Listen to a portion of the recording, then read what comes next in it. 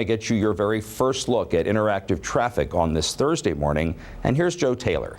Well, thank you very much. And right now, we're not seeing very much. This is the southbound side of 183 at 360, and you'll have to take my word for it, folks, as we have a lot of fog to deal with up on the north and west side of town, especially here on the highways and byways. So as you move south on 183, note the visibility issues here. We show you what it looks like here near McNeil and Spicewood Springs. And as far as traffic goes on the main lanes of Mopac, as you come off of 183, you can't see very much, folks. This is where visibility is probably at its worst, is up high. Now, once you make your move south on Mopac, headed down towards 2222, right around Far West, you won't have any visibility issues on the roadway per se. Most of the fog kind of hanging around by the headlight or by the street lights that accompany you on your drive south on Mopac. And south at I-35, this is kind of what I'm talking about. It's a little bit easier to see on the road level here before 51st Street, but those low-lying clouds just kind of creating a haze around the street lights, making it look a little soupy out there. But please make sure you follow the rules when it comes to dense fog. Make sure you throw those headlights on low beam and give yourself plenty of time and plenty of space between you and the drivers around you. I'm Joe Taylor with your YNN Traffic. That's your news now, and it's only on Time Warner Cable. Good morning. Now, your YNN Traffic Report.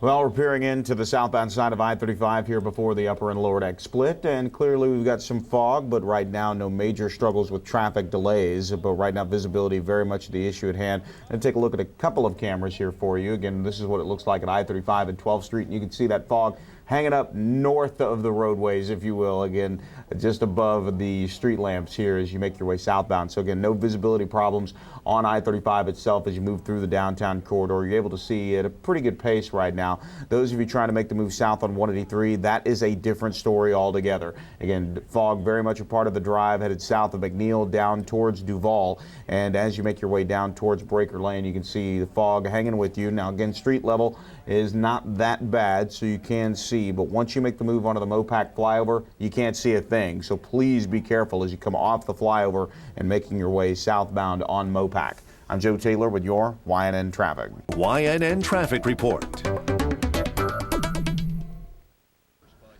Now, going to look at the traffic here as onward through the fog we go here on Mopac just to the south of 183, and you'll notice that down on the roadway, the fog not that big of a problem, but up around the camera, obviously we're seeing a lot of fog, and this is a really good shot because it's kind of lingering just above the fog, if you will. We do have one problem out on the roadways. We go to our traffic maps here as we fly on up to the north and west. Hovering over 183 and the 45 toll road here at Palmer and Avery Ranch. We've got an issue with the railroad arms stuck in the down position. Now, your YNN Traffic Report.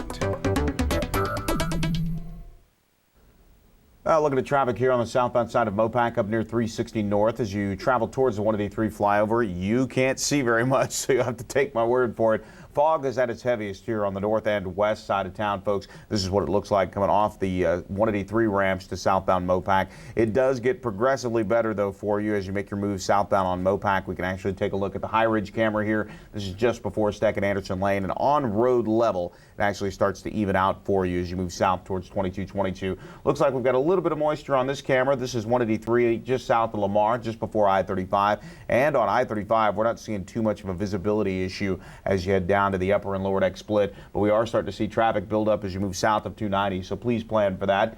As for traffic out on the northwest side of town, we've got a traffic hazard reported at River Place right here in 2222, just down from 620, and the Palmer Lane and Avery Ranch area is still a bit of a mess as crews try to fix the down railroad arms. Traffic Report. Well, again, look at the traffic here as you make your way northbound on I-35 coming through South Austin. The biggest issue right now is going to be a little bit of fog, but we're going to see some backups here as you make your way northbound coming up from FM 1626 as the South Austin delays begin already here before William Cannon.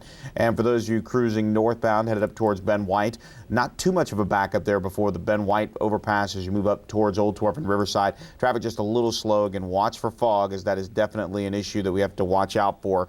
Over on River Place at 2222, we have a stalled vehicle reported there. That's what's causing the additional slowdowns as you try to make your way eastbound on 2222, making the turn from 620.